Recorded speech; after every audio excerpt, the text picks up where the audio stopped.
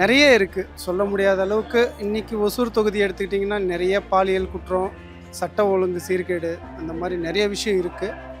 நிறைய எப்படி சொல்கிறதுன்னா, சொல்லி கொடுத்து ஆட்சி பண்ணுறத விட சொன்னதை செய்கிற ஆட்சி வந்து அதிமுக ஆட்சியாக இருந்தது. இவங்க சொல்லி கொடுக்குறத செய்கிற ஆட்சியாக இருக்குது. உங்க தொகுதியிலேருந்து வேற என்ன குறைகள் இந்த ஆட்சியில் இருக்கு? குறைகள் நிறைய இருக்குது. ஆனால் இங்கே அவர் அமைச்சராக இருந்த வரைக்கும், இப்போ பாலகிருஷ்ண ரெட்டி அண்ணா அமைச்சராக இருந்த வரைக்கும் நிறைய விஷயம் நல்லது கொண்டு வந்தாங்க. பார்க்கு, இந்த ஜிஹெச்சு, நிறைய விஷயம் கொண்டு வந்தது அவர் தான். மெடிக்கல் காலேஜு, அந்த மாதிரி விஷயம்லாம் நிறைய பண்ணாங்க. இப்போ வந்துட்டு அவங்க பண்ண ஸ்கீமே இவங்க வந்து ஓப்பன் பண்ணி வச்சுட்டு நாங்கள் தான் பண்ணோன்ட்டு தற்புகழ்ச்சிக்கு இப்போ பண்ணிகிட்ருக்காங்க. எடப்பாடி ஆட்சி வந்து சில அறிக்கைகள் வச்சிருக்காரு, தேர்தல் அறிக்கை கொடுத்துருக்காரு. இல்லை, வரவேற்கத்தக்கன்னு ஆச்சு.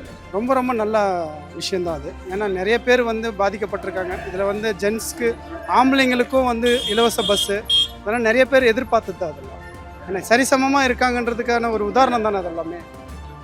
எல்லாமே சரிசமம் தானே. அடுத்த ஆட்சி யார் வருவாங்க? கண்டிப்பாக எடப்பாடியார் தான் வேணும் எங்களுக்கு. எங்கள் பொம்மை முதல்வரெல்லாம் தேவையில்லை, உண்மையான முதல்வர் தான் வேணும் எங்களுக்கு. நல்லாட்சினா எடப்பாடியார் தான். வாக்களிப்பீர் இரட்டை இலைக்கே.